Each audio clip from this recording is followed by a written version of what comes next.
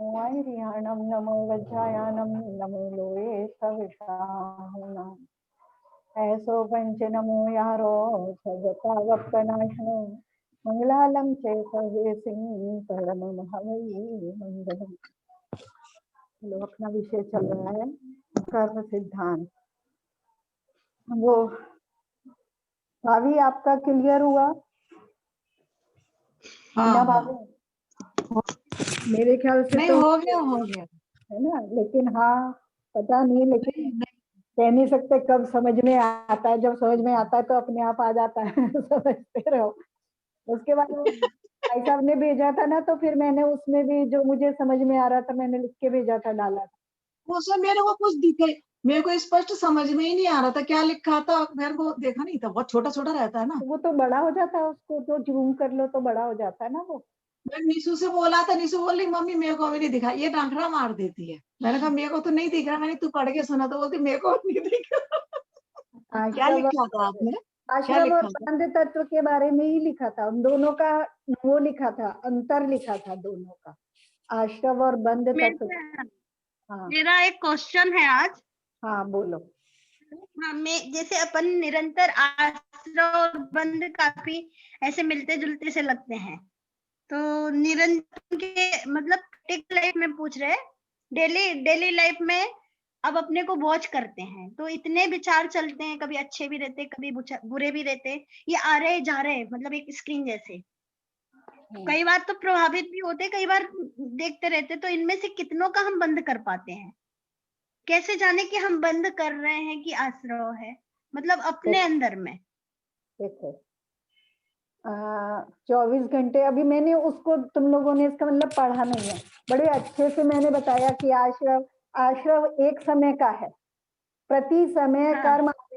कर्मान वर्गनाएं आ रही हैं, है ना, प्रति समय हमारे विकल्प हो रहे हैं, और विकल्पों के निमित्त से हमारे जो आत्म प्रदेश हैं मन वचन काय के माध्यम से वो परिस्पंदित हो रहे हैं, है ना, और उस हिसाब से कर्मान वर्गनाएं प्रति समय ना, और कर्मान वर्गनाएं प्रति समय आ रही हैं, जिस समय तक मिथ्यात्व अविरति कषाय प्रमाद योग, है ना, ये इनमें से जो भी कारण उपस्थित हैं तब तक निरंतर प्रति समय बंद भी हो रहा है ना, लेकिन बंद एक समय का नहीं है।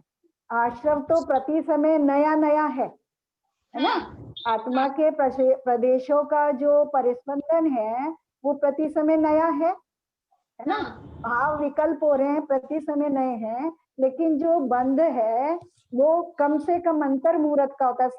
सबका काल दिया है ना हर प्रकृति का, जैसे मोनिये का उत्कृष्ट 70 कोड़ा कोड़ी सागर है, और जो मिनिमम है वो अंतर मुहूर्त है।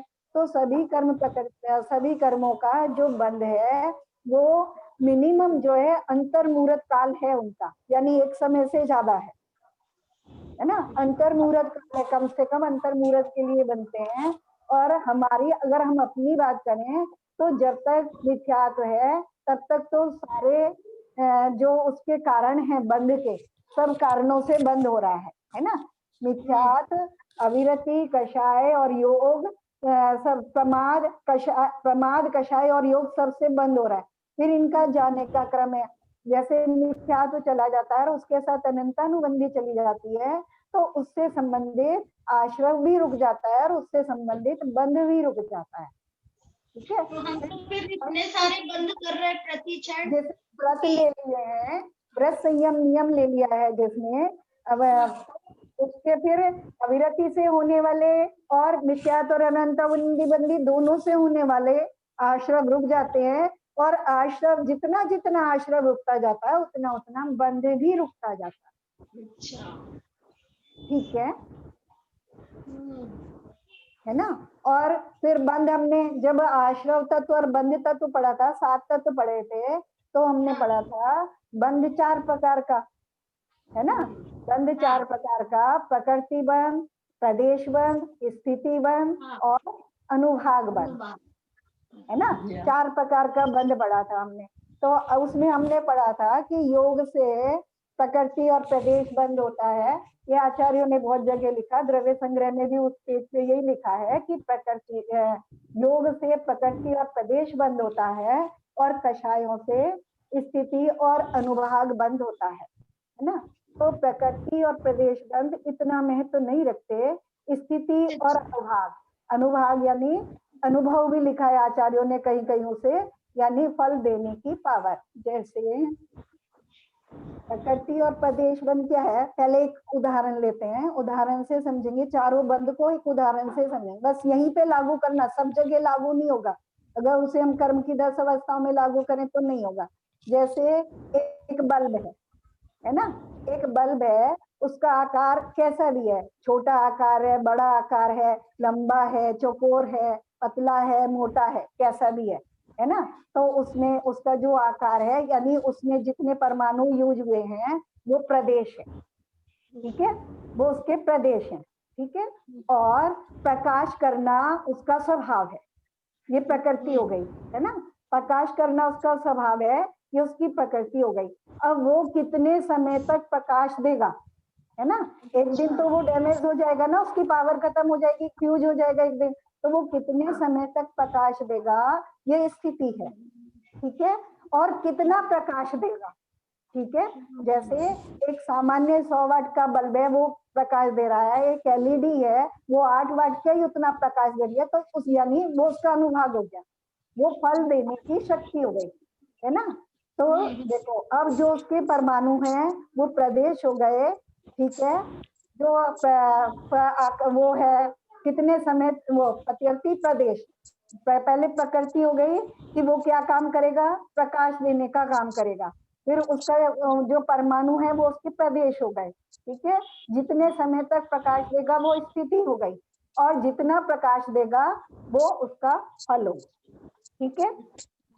अब इसको कर्म पे लागू करें, है ना, तो यानी जो कर्म परमाणु आए, है ना, आश्रव के निमित्त से जो कर्म परमाणु आए तो वो कितनी मात्रा में आए, जो कर्मान वर्गनाएं आई वो कितनी मात्रा में आई, वो तो प्रदेश हो गए, है ना। और फिर वो आकर के वो कैसा फल देंगी, यानी दर्शनावरण, ज्ञान का आवरण करेंगी, दर्शन का आवरण करेंगी, या जीव को मोहित करेंगी, या जीव को साता का अनुभव कराएंगी, या जीव को असाता का अनुभव कराएंगी, है ना, तो वो उनका स्वभाव हो गया, ठीक है, क्या हो गया, वो स्वभाव हो गया उनका, ठीक है। और फिर वो कितने समय तक उस फल को देंगी, है ना, ज्ञानावरण कर्म का बंद किया है तो वो कितने समय तक, एक अंतर मुहूर्त काल तक वो जीव के साथ बंद रूप होकर के, मतलब उसको उसके साथ रहेंगी, या 1000 वर्ष तक रहेंगी, या 1,00,000 वर्ष तक रहेंगी, यानी कितने समय तक वो उसके साथ एक रूप होकर के, कर्म रूप होकर के जीव के प्रदेशों के साथ विद्यमान रहेंगी, वो स्थिति बंद हो गया, ठीक है। और कितना फल देंगी, ज्ञान का आवरण कितना करेंगी, हम कितना जान पाएंगे, कितना समझ पाएंगे, है ना, तो वो उसका फल देने की पावर हो गई। ये हमें प्रत्यक्ष में भी दिखता है ना, सब जीवों में दिखता है कि किसी के ज्ञान का चोक्षम कितना है, किसी का कितना है। जिसको ज्ञानावरण का अभाव होगा वो केवल ज्ञानी हो जाएगा, तो वो उसका गुण जो है, ठीक है, चारों समझ में आया। बंद का स्वरूप है वो प्रकृति, प्रदेश, स्थिति, और परमाणु कितने भी आ रहे हैं तो उससे कोई फर्क नहीं पड़ता, है ना। और वो स्वभाव भी, वो स्थिति जो स्वभाव भी उसका कैसा है वो भी फर्क नहीं पड़ता, है ना। एक हम बल्ब ले आए, उसके वो छोटा है बड़ा है उससे क्या फर्क पड़ रहा है, और वो उसका स्वभाव है फल देने का, लेकिन वो कितने समय तक फल देगा, जब वो फल देगा यानी जब वो प्रकाश करेगा तब है ना, उसका अनुभाग महत्वपूर्ण है तो मुख्य रूप से कषायों से उनका बंद होता है, ठीक है। कितनी कषायों की तीव्रता होगी तो स्थिति बंद और अनुभाग बंद जो है अधिक समय का होगा, और कषायों की मंदता होगी तो कम समय का होगा। शायद मैं क्लियर कर पाई तुम्हारी बात को, ठीक है। और उनमें तत्वपना है ना, तत्व का, तत्व जैसे हमें समझ में आ गया, इसमें वह पना है। अब तत्व हमने त्व से उसकी परिभाषा करी थी, वह पना, तत्व माने वह पना जिसमें है वो तत्व। जैसे मनुष्य में मनुष्यत्व है ना, या वृक्ष, अनेक प्रकार के वृक्ष हैं, चाहे वो कोई भी वृक्ष है, लेकिन उसमें वृक्षत्व पाया जाता है, देव में देवत्व पाया जाता है ना।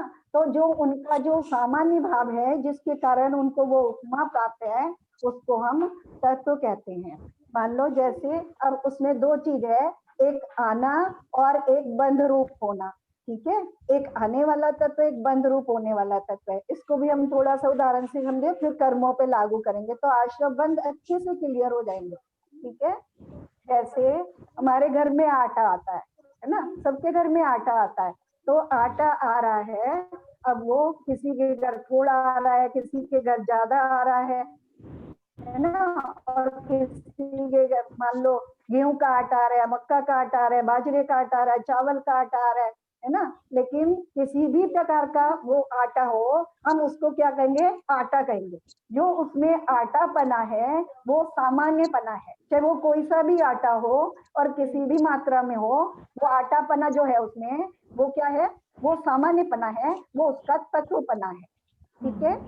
फिर ये हो गया ना, क्लियर हो गया तत्पना, यानी जो कर्म परमाणु आ रहे हैं वो द्रव्य आश्रव है, और जो हमारे प्रदेशों का, हमारे भावों के निमित्त से जो हमारे प्रदेशों का परिकंपन हो रहा है मन वचन काय के माध्यम से, वो आश्रव तत्व है।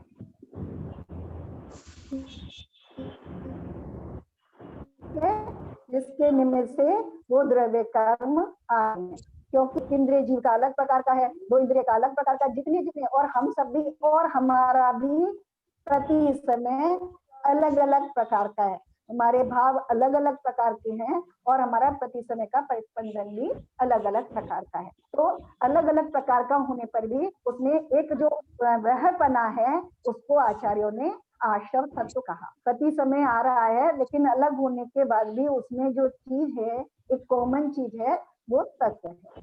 ऐसे ही बंध तत्व, जैसे आटा आ गया, आटे से अब हमने हम चाहे तो रोटी बनाए, हलवा बनाए, लड्डू बनाए, कुछ भी बनाए, लेकिन जो उसमें बंध तत्व है तो उसमें वो दूसरे के साथ मिलकर के बन रहा है, ठीक है। भले ही हम रोटी भी बनाए तो उसमें भी पानी और अग्नि का संयोग है, तो वो दोनों में बंद होकर के उसकी बन रही है, और बंद होकर के फिर उसकी स्थिति और अनुभाग है ना, स्थिति, प्रकृति, प्रदेश, स्थिति और अनुभाग है ना, वो सब अलग अलग प्रकार का हो गया कि कितने समय तक बनी रहेगी, कितना फल देगी, तो वो सब ऐसे वो जो आश्रव तत्व है, यानी जो कर्मान आई या मेरे जीव के प्रदेशों का जो परिस्पंदन हुआ, उनके कारण से मिल करके जो जीव का और द्रव्य कर्मों का जो बंध हुआ, वो 8 प्रकार का मुख्य रूप से, या और करें तो 148, और उसके भी भेद करें तो असंख्यात भेद है, ठीक है। अब इतना, जितना मुझे इतना ही समझ में आया मुझे आश्रव और बंध था, और इससे ये आश्रव बंध तक तो समझ में आ जाता है, तो कर्म सिद्धांत ही समझ में आ जाता है ना। और फिर कर्म सिद्धांत में फिर क्योंकि जो प्रदेशों का हमारे परिस्पंदन होता है, तो यहाँ मनुष्य की अपेक्षा से आचार्यों ने जो है कर्म बंध के कारण विशेष रूप से अलग अलग कर्म में, यानी उनमें जो स्थिति और अनुभाग पड़ता है, तो विशेष अलग अलग प्रकार के जो भाव होते हैं उनके निमित्त से, क्योंकि जो भाव हो रहे हैं हमारे वो कषायों के निमित्त से, कषायों के सहित हो रहे हैं, है ना। कषायों सहित, राग देश परिणामों सहित हो रहे हैं, मूल राग देश उन भावों में मिले हुए हैं, क्योंकि अगर उसमें कुछ मिलावट नहीं थे वो तो स्वभाव भाव है, फिर उससे तो बंध नहीं है, ठीक है।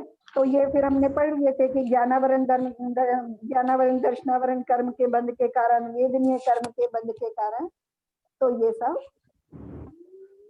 एक बार से पढ़ लेते हैं बस। ज्ञानावरण दर्शनावरण कर्म के बंध के कारण ज्ञानी की निंदा करना एवं उसकी अवगुण निकालना, शिक्षा गुरु का नाम छिपाना, ज्ञान के साधनों का दुरुपयोग करना, ज्ञान के प्रचार प्रसार में बाधा डालना, आजीविका हेतु ज्ञान के उपकरणों का विक्रय करना, है ना, ये ज्ञानावर्णी कर्म बंध के कारण है। यानी हमारे जो भाव होते हैं, इस प्रकार के जो भाव होते हैं, उनके निमित्त से जो कर्मान वर्णाएं आती हैं वो ज्ञानावरण रूप परिणमित हो जाती हैं, और उससे वो ज्ञानावर्णी कर्म क्या कर रहा है, जब तक ज्ञानावर्णी कर्म का उदय बनेगा, जब वो फल देगा तो हमारे ज्ञान का क्षेत्रम कम ज्यादा होगा, और अन्य जो ज्ञान है या मुख्य रूप से समझो कि केवल ज्ञान को हम प्राप्त नहीं कर पाएंगे। ठीक है।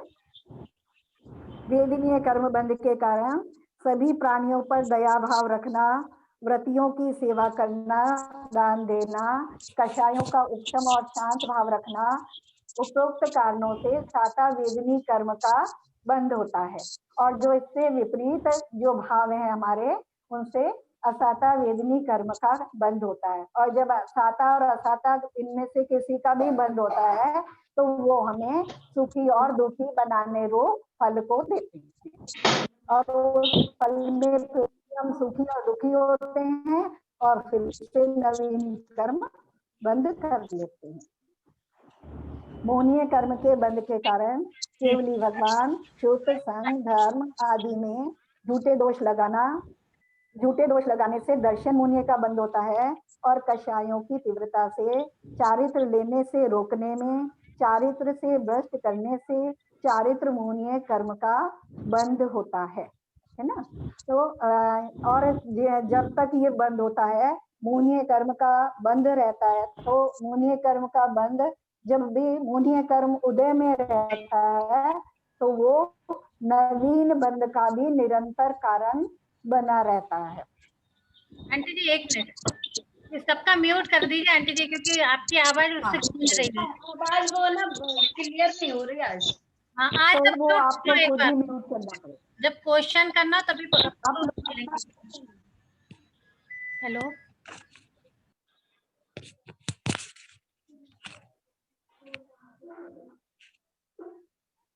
हाँ ठीक है, आ रही है आवाज? तो रही है। क्या सबके माइक खुले ना, तो आपकी आवाज थोड़ा गूंज रही है। अच्छा, क्लियर नहीं है शायद इसलिए। चलो, नरकायु आयु कर्म के बंध के कारण ना, नरकायु बहुत आरंभ परिग्रह रखने से, विषया शक्ति एवं क्रूर परिणामों से नरकायु का बंध होता है। बहुत आरंभ परिग्रह रखने से, विषया शक्ति एवं क्रूर परिणामों से नरकायु का बंध होता है। तिर्यंचायु मायाचार, छल कपट, विश्वासघात करने से तिर्यंचायु का बंध होता है। अल्प आरंभ, अल्प परिग्रह, मधु स्वभाव और संतोष वृत्ति से मनुष्य आयु का बंध होता है। देखो, आज हम मनुष्य बने हैं, ये मनुष्य पर्याय मिली है, तो ये मनुष्य आयु के बंध का उदय चल रहा है ना। तो मनुष्य, तो इससे क्या पता चलता है कि जब हमने पिछले भाव में मनुष्य आयु का बंध किया होगा, तो हमने आरंभ और परिग्रह में सीमितता रखी होगी, है ना, सीमित रखा होगा आरंभ और परिग्रह, और हमारा स्वभाव मृदु स्वभाव रहा होगा, संतोष वृत्ति रही होगी, है ना। तो ये हमने पहले किया है, तो आज हम उसे छोड़ नहीं दें। अगर मतलब जो चीज हम पहले से, जो हमारी पूंजी है, तो उसका तो हम कम से कम विनाश न करें ना। ये पूंजी हमारे पास थी और इस पूंजी से हमने मनुष्य आयु का बंध किया। बहुत महत्वपूर्ण चीज है ये, अल्प आरंभ, अल्प परिग्रह, मृदु स्वभाव और संतोष वृत्ति, है ना। तो आज भी हमारी बनी रहनी चाहिए, तो कम से कम हम इससे नीचे ना जाएं। मनुष्य का आगे जो, क्योंकि ये तो नियम से निश्चित है ना कि ये आयु, ये पर्याय मिली है, इसका उदय हुआ है, तो इसका व्यय भी होगा, है ना। निश्चित रूप से जन्म हुआ है तो मृत्यु भी होगी, ये पर्याय छूटेगी अवश्य, ठीक है। और छूटेगी तो जो हम क्या साथ लेके जाने वाले हैं, जो कर्म बंध हमने यहाँ करे हैं वो हम सब साथ ले जाने वाले हैं। जो इकट्ठा किया है वो तो कुछ नहीं लेके जाने वाले हैं और जो कर्म बंध अंदर में अपने साथ एक रूप से इकट्ठे कर लिए हैं, जो कर्मान वर्गनाएं हमने कर्म रूप परिणमित करके अपने साथ एकत्र कर ली हैं, उन्हें हम जरूर ले जाने वाले हैं। तो हम अपने चाहे वो कैसे भी, सभी जीवों के साथ मृदु स्वभाव होना चाहिए और साधर्मियों के प्रति तो विशेष रूप से होना चाहिए, है ना। चाहे वो कैसा भी आचरण कर रहे हैं, किसी प्रकार भी कर रहे हैं, क्योंकि कोई भी पूर्णतः सभी चीजों का पालन नहीं कर सकता, पूर्णतः वैसा नहीं हो सकता जैसा होना चाहिए। अगर पूर्णतः पालन करने लग जाए तो फिर वो मोक्ष मार्ग पे अग्रसर हो ही जाएगा, क्योंकि मनुष्य से ऊपर उठकर ही मनुष्य ही भगवान बन पाते हैं।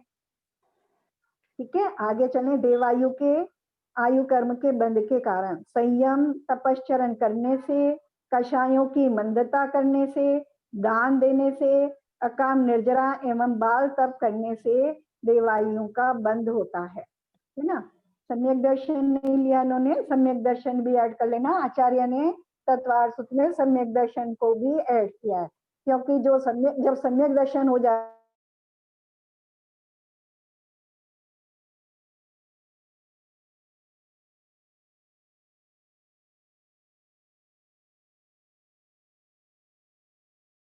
क्या क्या चीजें लिए, संयम।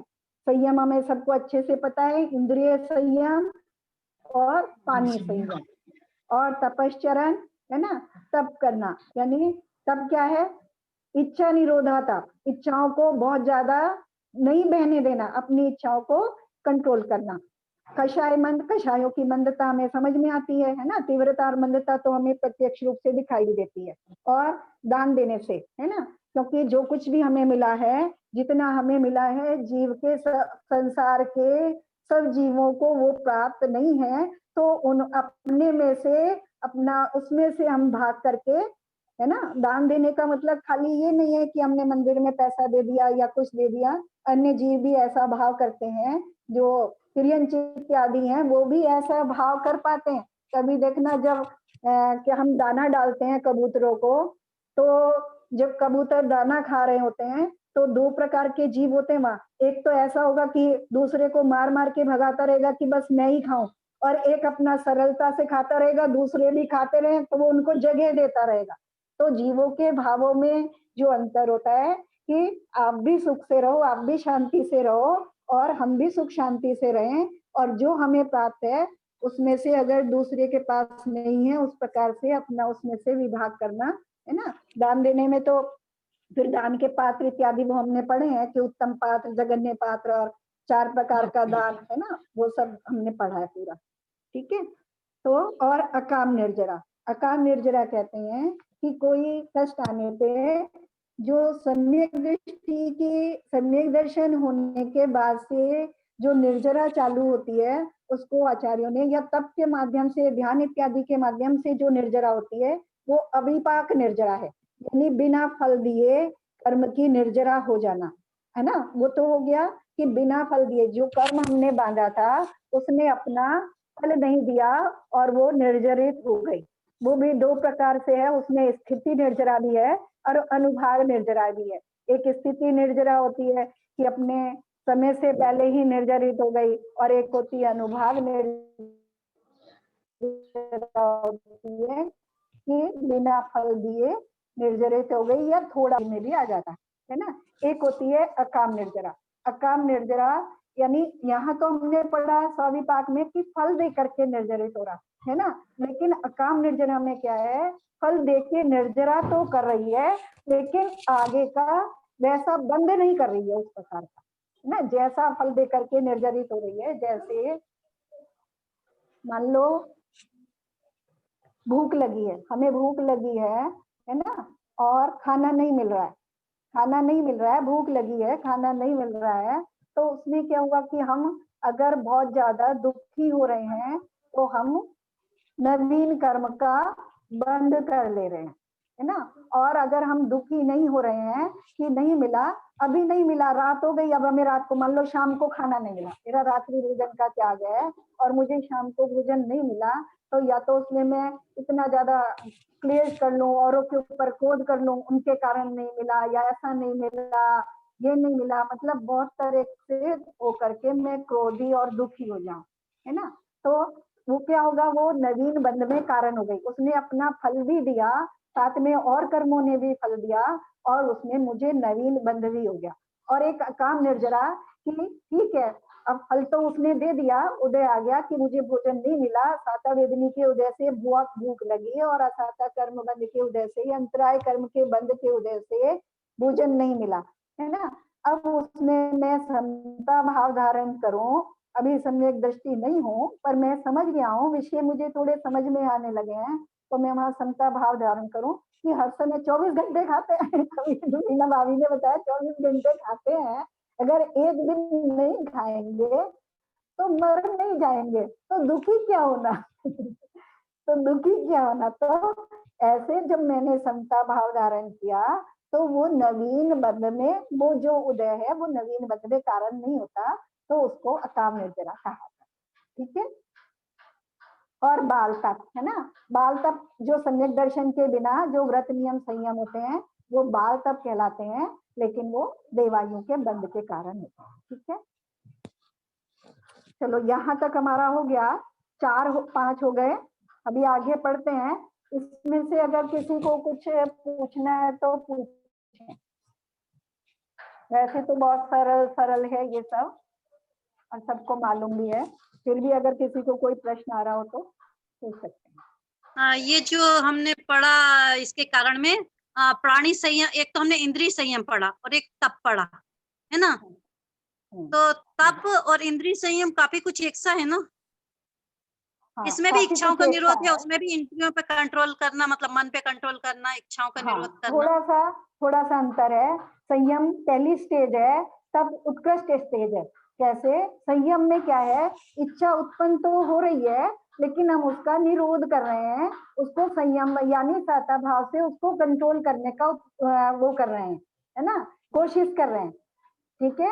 और तप में क्या है, वैसी इच्छाओं का उत्पन्न होना ही अब बंद हो जाता है।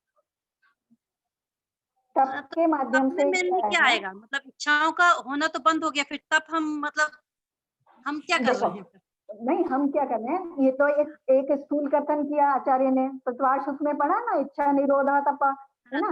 फिर तप के आगे आगे 12 भेद किए उन्होंने, है ना, 6 अंतरंगता और 6 बाह्यता। अब देखो संयम के क्या भेद किए आचार्य ने, इंद्रिय संयम और प्राणी संयम, है ना।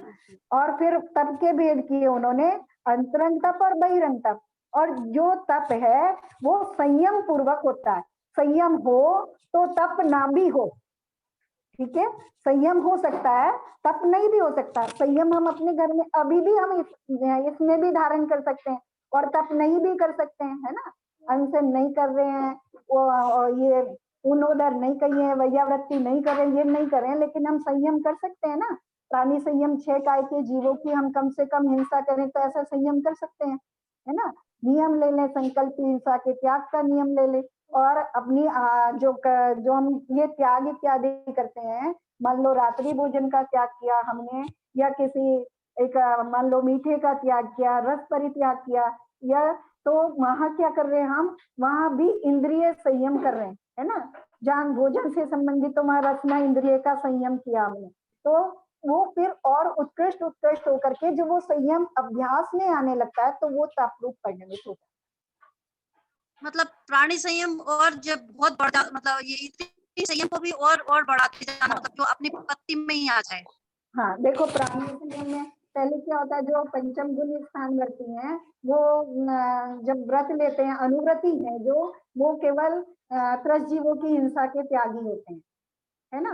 और लेकिन प्राणी संयम में क्या आता है, 6 प्रकार के प्राणियों की जो पूर्ण सकल संयम के त्यागी हैं वो महाव्रती होते हैं। लेकिन अगर हम त्यागी नहीं हैं तो भी हम प्राणी संयम कर सकते हैं ना, स्थावर का भी कर सकते हैं और त्रस्त का भी कर सकते हैं। पानी छान करके पी रहे हैं तो हम प्राणी संयम, त्रस्त जीवों की रक्षा का भाव कर रहे हैं। भाव महत्वपूर्ण है, ये भी क्रिया के साथ भाव भी महत्वपूर्ण है। हमारे निरंतर भाव बन रहे हैं और हम इस चीज का ध्यान रख रहे हैं कि हमारी लाइट फालतू नहीं जले, हमारे पंखा फालतू नहीं जले, हम पानी फालतू नहीं बहाएं, तो हम यहाँ स्थावर जीवों की जो हिंसा है वो नहीं हो, उसका हम निरंतर भाव कर रहे हैं। तो ये हमारा संयम का अभ्यास हो रहा है निरंतर, और ये संयम का अभ्यास जब अभ्यास में आ जाएगा तो फिर हम ऊपर के तप कर पाएंगे, जिसे इंद्रियों का संयम। देखो एक बात है, देखो ऐसे समझो, जैसे जिसे इंद्रियों का संयम नहीं है ना, इंद्रिय संयम जिसने नहीं किया और उसने अनशन या उनोदर तप किया, तो क्या उसका तप है? तो जिसने मतलब इंद्रियों का संयम तो वही होगा, यदि उन्नोदर वो करता है तो इंद्रियों पे कंट्रोल तो किया उसने। नहीं हुआ, इंद्रिय संयम नहीं हुआ।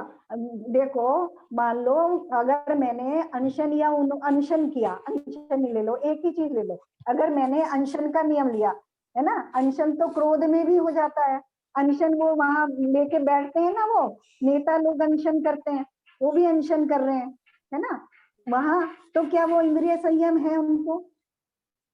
मतलब अपनी रसना इंद्री पे तो कंट्रोल किया उन्होंने, मन पे भी कंट्रोल लेकिन कर ही वो रहे हैं। संयम, कैसे लेकिन मतलब? वो संयम में नहीं है, वो अच्छा, वो संयम में नहीं है। वो संयम में नहीं है, लेकिन तुमने वस्तु के स्वरूप को समझा है ना, और अभ्यास डालने के लिए, क्योंकि मुझे आगे बढ़ना है, किस मार्ग पे बढ़ना है? मोक्ष मार्ग पे बढ़ना है, मैंने समझा अभी मार्ग है ना, मैं व्रती नहीं हुआ, मुझे मोक्ष मार्ग पे बढ़ना है, मैंने समझ करके अपने भावों में ये ला करके कि इस तरह मैं इंद्रियों का लोलुपी होकर अनंत संसार में नहीं भटकना चाहता हूँ, इसलिए मैंने अपना इंद्रिय संयम किया, तो वो संयम के अंतर्गत आता है।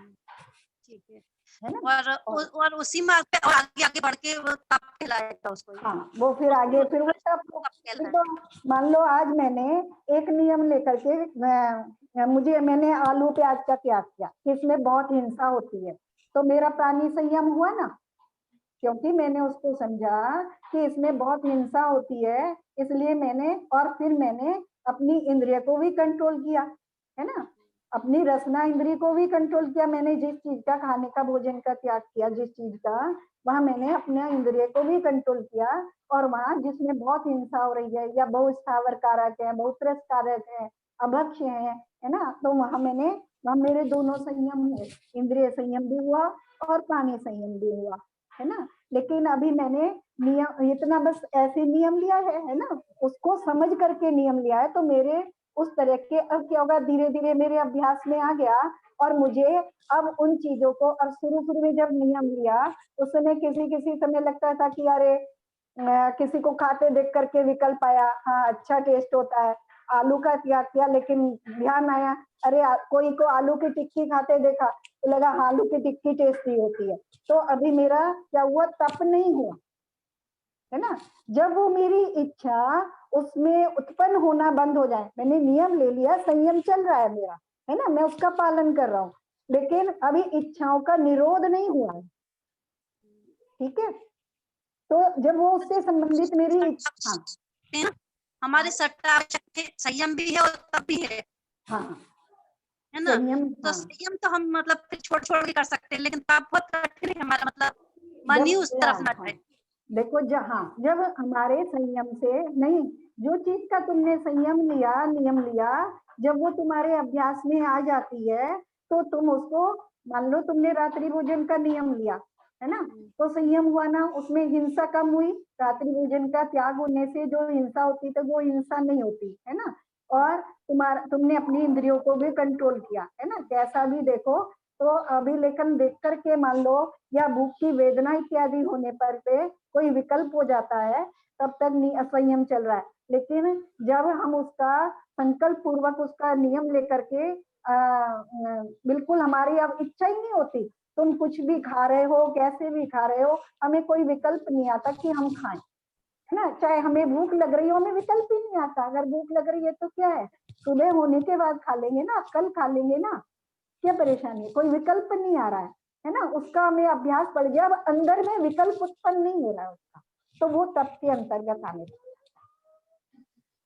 अब मुझे जितना समझ में आया मैंने वो बताया, बाकी फिर माता जी से समझना ज्यादा, वो अच्छे से बता पाएंगी संयम और तप को, मैं नहीं बता सकती ज्यादा। नहीं, आपने अच्छे से समझाया, समझ में आया, जितना मुझे समझ में आया उतना, क्योंकि जो चीज अपने जीवन में लागू होती है वो उसको अच्छे से बता सकता है ना, उन्होंने उसको लागू किया अपने जीवन में, बहुत सारी चीजें थी, बहुत से विकल्प तुम्हारी बात पर ध्यान आया, तो कभी कभी मन में यही आता है कि संयम, हम जैसे नियम ले लेते हैं तो संयम हो जाता है, आज इस चीज का त्याग आज ये, पर वो ऐसा लगता है तप में हमें मतलब जैसे तप में हम स्पेशल क्या करें ऐसा, वही अपने मतलब कि आप हम कुछ तप भी चाहते हैं कि हमारे सब हो, तो ऐसा मन में आ जाता है तप के लिए क्या किया जाए। मुख्य रूप से तो अपना संयम ही हो पाता है, और जब वो संयम अपने अभ्यास में आ जाता है और अंदर में अपने वैसे विकल्प समाप्त हो जाते हैं, तो वो तप रूप परिणत होने लगता है। मुझे ऐसा समझ में आता है ना। ठीक है, धन्यवाद आंटी। चलिए आगे। अब नाम कर्म बंध के कारण, है ना, नाम कर्म जो अपने को ये रचना मिली है वो शुभ नाम कर्म के उदय से मिली है, शुभ आयु के उदय से मिली है ना। मनुष्य आयु मिली है, मनुष्य जाति मिली है, संगी पंचेंद्री बने हैं, उत्तम कुल मिला है, बहुत सारी चीजें हमें मिली हैं जो हम उच्च गोत्र का भोग कर रहे हैं, उच्च नाम कर्म का, शुभ नाम कर्म का भोग कर रहे हैं, जो हमें फल रूप से मिल रहा है। तो अब पीछे देखो हमने क्या क्या किया होगा, है ना, किसके फलस्वरूप हमें मिला है। ठीक है, हम कह देते हैं ना, जैसे कभी बच्चे कोई डिमांड करते हैं और उनको हम बहुत महंगी चीज दिला दें, है ना, और फिर वो उसको खराब करें तो उनको हम उलाहना देते हैं, देखो इतनी महंगी आई थी, ये इतने पैसों की आई थी। ठीक है, अब अपने को हम उलाहना दें कि हमें ये मनुष्य पर्याय कितनी कीमती चीजों के माध्यम से मिली है और हम उसको वेस्ट ना करें। ठीक है, मन वचन काय की कुटिलता, चित्त की अस्थिरता आदि से अशुभ नाम कर्म का बंध होता है, और मन वचन काय की सरलता और चित्त की स्थिरता से शुभ नाम कर्म का बंध होता है। यानी हमारा जो पिछला आचरण था वो मन वचन काय सरल था, तो हम अपने मन वचन काय में कुटिलता ना लाएं, कोशिश करें सरलता को बनाए रखें। ठीक है, ऐसे ही गोत्र कर्म के बंध के कारण पर निंदा, आत्म प्रशंसा, दूसरों के गुणों को ढकना, अरिहंत आदि में भक्ति न होने से नीच गोत्र कर्म का बंध होता है ना। उसमें भी पढ़ा था ना, पर आत्म निंदा प्रशंसा, तो पर निंदा आत्म प्रशंसा, दूसरों की निंदा करना, दूसरों की बुराई करना और अपनी प्रशंसा करना, दूसरों के गुणों को ढकना और अपने में गुणों को दिखाना, और अरिहंत आदि में भक्ति न होने से, यानी जो इसके कारण भी नीच गोत्र कर्म का बंध होता है। और इसका उल्टा अपनी निंदा, क्योंकि हम सब में भी कोई भी ऐसे हम गुणों से परिपूर्ण नहीं हो गए, हमारे गुण तो परिपूर्ण होने हैं तो लेकिन परिपूर्ण नहीं है। गुण केवली भगवान जितने ही हैं हमारे में, लेकिन परिपूर्ण नहीं है। सबके गुण विकार रूप भी परिणमन कर रहे हैं, स्वभाव रूप भी परिणमन कर रहे हैं, विभाव रूप भी, है ना। तो जिनके स्वभाव रूप परिणमन कर रहे हैं वो गुणी हैं, और जिनके विभाव रूप परिणमन कर रहे हैं या किसी के ज्यादा विभाव रूप परिणमन कर रहे हैं तो वो दोष कहलाते हैं। तो हम भी गुण और दोषों के समूह हैं। सभी जीव जो संसारी जीव हैं वो सभी गुण और दोषों से युक्त हैं। तो दूसरों के गुणों को देखने की कोशिश करें और अपने को, अपने दोषों को, है ना। तो अपने गुणों को छिपाना, गुणों का बखान करने की जरूरत नहीं है, क्योंकि जब फूलों में खुशबू होती है तो फूलों को कहना नहीं पड़ता कि हमारी खुशबू, हमारे अंदर खुशबू है या हमारे अंदर सुंदरता है, वो स्वयं दिख जाती है। तो गुणों का बखान करने की जरूरत नहीं है, गुण अपने आप ही लोगों को दिखाई, जिनको गुण देखने की जिनकी नजर है ना, वो गुणों को देख लेंगे, जिनकी दोष देखने की नजर है वो दोषों को देख लेंगे। हमारे लिए महत्वपूर्ण कौन से जीव हैं? जो हमारे दोषों को देखते हैं, वो हमारे लिए महत्वपूर्ण है। जो गुणों को देख रहे हैं, वो गुणों की हमारी प्रशंसा कर रहे हैं, तो वो तो हमें चने के झाड़ पे चढ़ा रहे हैं, है ना, क्योंकि हमें अपने गुणों का और अभिमान, हमारी कषाएं और बढ़ेंगी उससे। तो लेकिन जो हमारे दोष देख रहे हैं वो जीव हमारे लिए बहुत महत्वपूर्ण है, क्योंकि जो दोष हमें देख करके वो हमें दिखा रहे हैं, तो हमें उनको विशेष महत्व देना चाहिए ताकि हम अपने दोषों को देख सकें और उन्हें दूर करने का प्रयास कर सकें। तो उससे क्या होगा, हमारा ही लाभ होने वाला है, उसका लाभ नहीं होने वाला, हमारा लाभ होने वाला है। ठीक है, तो ये गोत्र कर्म के बंध के कारण है। तो पहले हमने ऐसा किया होगा, इसलिए हम आज उच्च गोत्र में उत्पन्न हुए हैं। ठीक है, अंतराय कर्म के बंध के कारण, दानादि क्रियाओं में बाधा डालने से, शुभ क्रियाओं का निषेध करने से, निर्माल्य द्रव्य का सेवन करने से अंतराय कर्म का बंद होता है।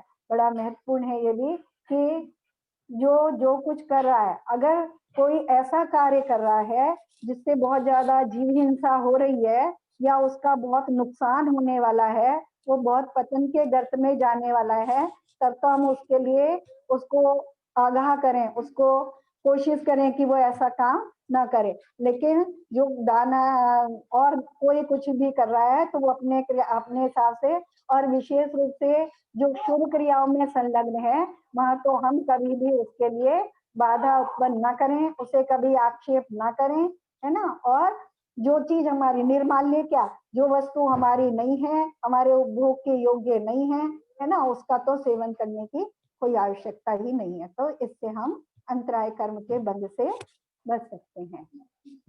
अभी है हमारे पास 15 मिनट, यहाँ तक तो क्लियर है ना ये।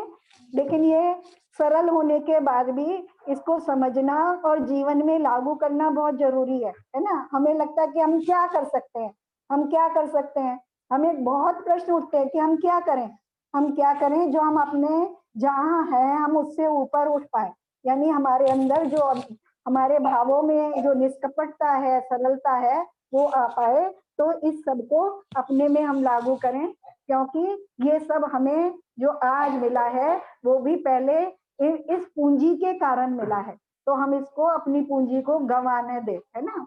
उसमें आता है ना, बीज राग फल भोगवे ज्यों किसान जगमाए, इसमें वैराग्य भावना है ना।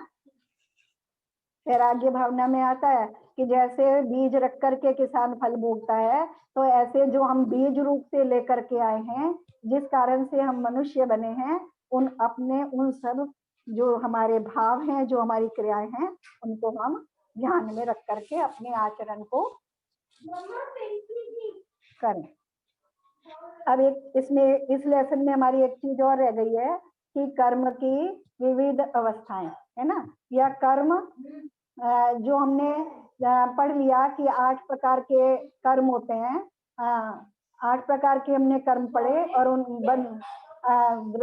द्रव्य कर्म जो है 8 प्रकार के हैं। तो उन द्रव्य कर्मों की 8 प्रकार के होते हुए भी उनकी कैसी कैसी अवस्थाएं, 10 प्रकार की उनकी अवस्थाएं होती हैं।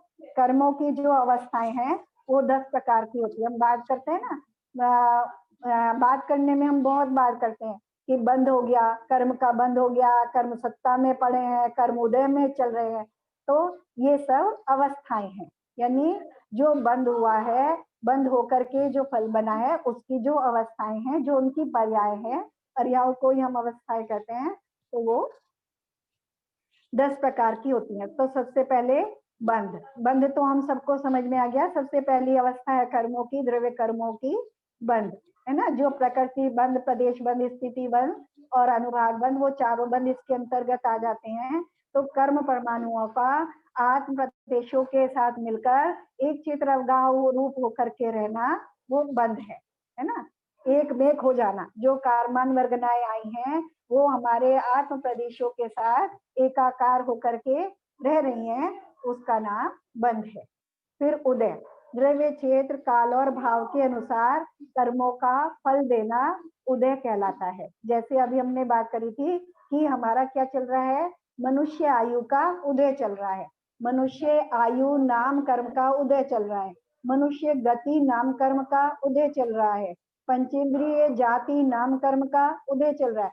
यानी जो चीजें, उच्च गोत्र नाम कर्म का उदय चल रहा है। जो अवस्थाएं हमने पहले बंध रूप स्वरूप की थी, आज वो जो उनका फल मिल रहा है वो उदय रूप है, ठीक है।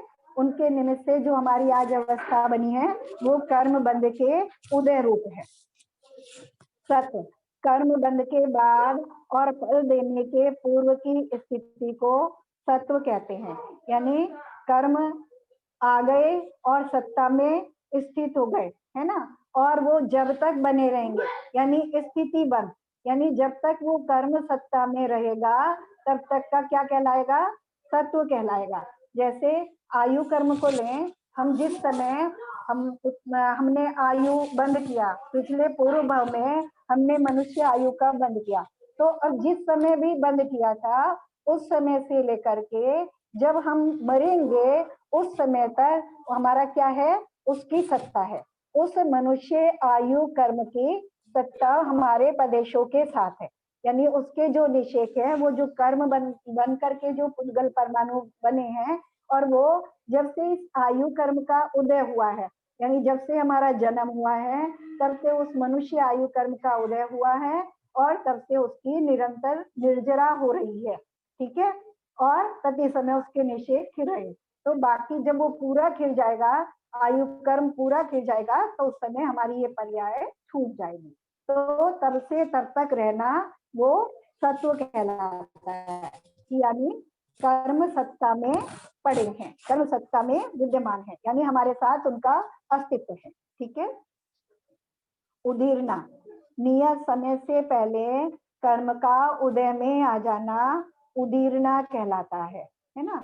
आचार्य इसमें घड़े का उदाहरण देते हैं कि उदीरना कैसे, मतलब जैसे उदय में आना था, उदय में आना था, तो उदीरना, जैसे हम अकाल मृत्यु को भी उदीरना के कारण, जो अकाल मृत्यु होती है, अकाल मृत्यु सब जीवों की नहीं होती है, देवायु के जीवों की अकाल मृत्यु नहीं होती है, फिर ये वो नरक आयु के जीवों की अकाल मृत्यु नहीं होती है, भोग भूमि के मनुष्य और पिरियंचों की भी अकाल मृत्यु नहीं होती, और उसी भव से जाने मोक्ष जाने वाले और जो सदाका पुरुष हैं उनकी भी अकाल मृत्यु नहीं होती। तो अकाल मृत्यु क्या है, वो आयु कर्म की उदीरना है, यानी उदय ने होकर के उदीरना है। उदय में क्या क्या होता है कि एक एक निषेक जो है आयु कर्म का, जो आयु कर्म के जो परमाणु पड़े हैं, है ना, जो परमाणु हमारे आत्म प्रदेशों के साथ स्थित है,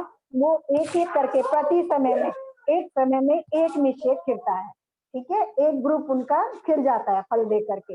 लेकिन उदीरना में क्या होता है, उदीरना में आगे आने वाले, भविष्य में उदय आने वाले भी बहुत सारे निषेक एक साथ खिल जाते हैं, है ना।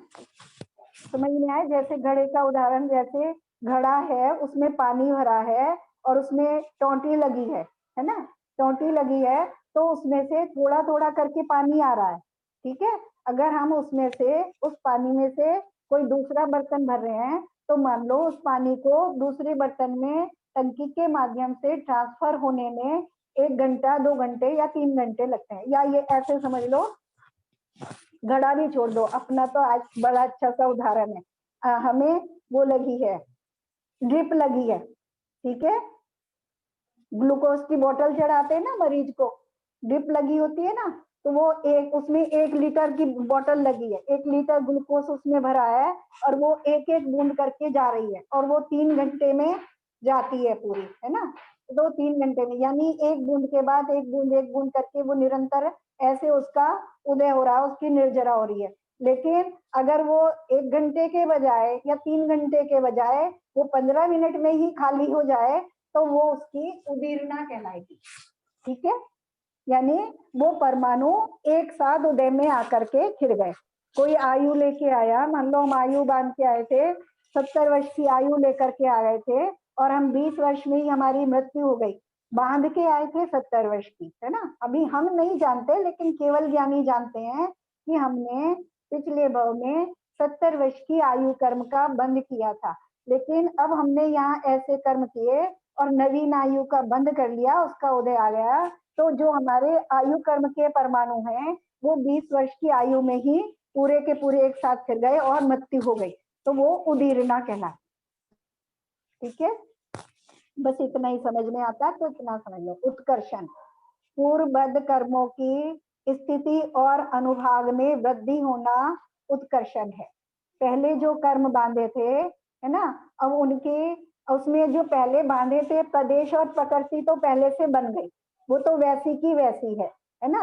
लेकिन जो स्थिति है और जो उनकी फल देने की शक्ति है, वो कम ज्यादा होना, है ना। तो ज्यादा होना उत्कर्षण है और कम होना अपकर्षण है। दोनों को एक साथ समझ लेंगे। फल देने की जो स्थिति है और फल देने का जो पावर है, उसका घटना और बढ़ना, वो घटना अपकर्षण है और बढ़ना उत्कर्षण है। जैसे अपकर्षण का उदाहरण हम लेते हैं, राजा सैनिक का, उन्होंने 7वें नरक की आयु बांधी है ना, 33 सागर की, या कम से कम जो है 30-32 सागर की तो होगी, 35 सागर की है वहां की उत्कृष्ट आयु, तो वो बांधी थी उन्होंने। लेकिन उसमें उनके भावों का निमित्त पा करके उसमें अपकर्षण होने से वो पहले नरक में गए और सिर्फ 84,000 वर्ष की आयु। तो स्थिति और अनुभाग में भी अंतर आया। जहाँ 7वें नरक में जाते तो कैसा फल भोगना पड़ता, तो बाकी कर्मों का जो अनुभाग था वो भी घट करके अब पहले नरक के जो दुख है वो 7वें नरक की अपेक्षा बहुत कम है ना। तो वेदनीय इत्यादि के जो अनुभाग हैं वो भी कम हो गए, अपकर्षण हो गया, ठीक है। और उत्कर्षण होना, बढ़ जाना, है ना। मान लो जैसे कोई पहले ऐसे कर्म का फल लेकर के आया था कि सामान्य गोत्र में उत्पन्न, नीच गोत्र में उत्पन्न हुआ, या गोत्र की बात छोड़ दो, सामान्य कुल में उत्पन्न हुआ, है ना। वहां उसे सारे सुख साधन उपलब्ध नहीं थे, लेकिन यहाँ उसके क्या हुआ, उसने उसके अच्छे आचरण से, उसकी तपस्या इत्यादि से उसके जो कर्मों का फल है वो उत्कृष्ट हो गया, तो उसमें वृद्धि, स्थिति और अनुभाग अगर बढ़ गया, फल देने की पावर बढ़ गई, तो वो उत्कर्षण कहलाता है। संक्रमण, जिस किसी प्रकृति का दूसरी सजातीय प्रकृति के रूप में परिणमन हो जाना संक्रमण कहलाता है। यानी एक प्रकार के जो कर्म की प्रकृति है, जो परमाणु, यहाँ ऊपर अभी हमने पढ़ा था, उदीर्णा में भी हमने उदीर्णा में पढ़ा, निषेकों का एक जल्दी उदय आ जाना, यानी स्थिति घट करके पहले एक साथ उदय में आ जाना, उदय पूर्वक है उदीर्णा, ठीक है। लेकिन फिर उत्कर्षण अपकर्षण में पढ़ा हमने स्थिति और अनुभाग, लेकिन अब यहाँ कह रहे हैं संक्रमण। संक्रमण में क्या हो रहा है, प्रकृति जो है वो दूसरी प्रकृति रूप, कैसे, सजातीय। सजातीय कैसे कहेंगे, जैसे वेदनीय है, वेदनीय कर्म की साता और असाता दो प्रकृतियां हैं, तो वो सजातीय कहलाती हैं, है ना। तो सजातीय रूप बदल जाना साता वेदनी का असाता वेदनी रूप हो जाना, और असाता वेदनी का साता वेदनी रूप परिणमित हो जाना, वो संक्रमण कहलाता है। ये सब द्रव्य कर्मों की अवस्थाएं हैं पूरी की पूरी। फिर इसमें दो और हैं, निधत्ति और निकाचित, है ना। बड़ा पढ़ते हैं कि निधत्ति और निकाचित, कि जिनेंद्र भगवान के दर्शन पूजन करने से, बहुत कथन आता है शास्त्रों में कि जिनेंद्र भगवान के दर्शन पूजन करने से निधत्ति और निकाचित जैसे कर्म भी विलय को प्राप्त होते हैं, उनमें भी वो भी नष्ट हो जाते हैं, है ना। तो निधत्ति में क्या है कि कर्म की जिस अवस्था में उदीर्णा और संक्रमण का सर्वथा अभाव हो, उसे निधत्ति कहते हैं। मतलब न तो संक्रमण हो सकता है और न उसकी उदीर्णा हो सकती है। संक्रमण जैसे साता से असाता में और असाता से साता में, है ना। और क्या कहते हैं, उदीर्णा जैसे हमने अभी पढ़ा था आयु कर्म का, ठीक है। तो इस तरह का जो संक्रमण है का जिसमें अभाव हो, मतलब ना संक्रमण हो पाए और ना उदीर्णा हो पाए, जैसा कर्म बांधा था वैसा का वैसा फल देना, वो निधत्ति कर्म है। और निकाचित या कर्म की जीव अवस्था में उत्कर्षण अपकर्षण उदीर्णा और संक्रमण नहीं किया जा सकता, उसे निकाचित कर्म कहते हैं। जो दूसरे धर्म वाले हैं वो कर्म की जैसी व्याख्या करते हैं, वो इस तरह की व्याख्या करते हैं कि जैसा तुम कर्म करोगे वैसा फल मिलेगा, यानी जैसा कर्म किया वैसा बंद हो गया, वैसा का वैसा ही वो फल देगा।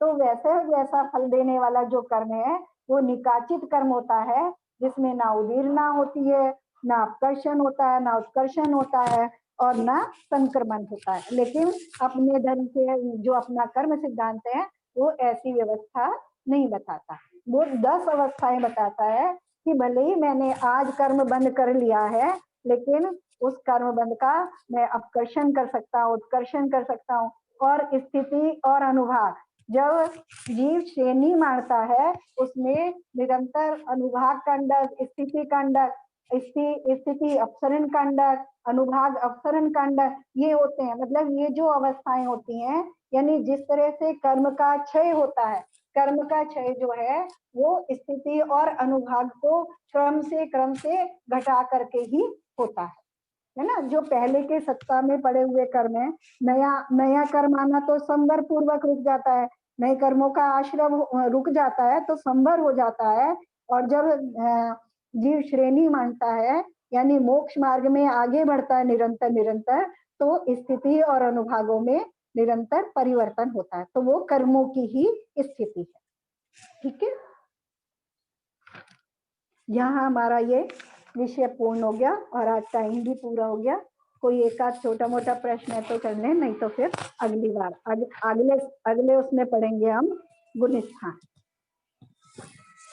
ज्यादा कठिन नहीं था ना, आज तो समझ में आ रहा था। पता ही नहीं किसी को समझ में आया कि नहीं। चलो, किसी का कोई प्रश्न नहीं है तो चलो फिर जिनवानी स्तुति करें। जवानी के ज्ञान से सूझे लोकालोक, सोवानी मस्तक नमो सदा देखूं। हे जिनवानी भारती तोय जपूं दिन रैन, जो तेरी शरणा गए सो पावे सुखी।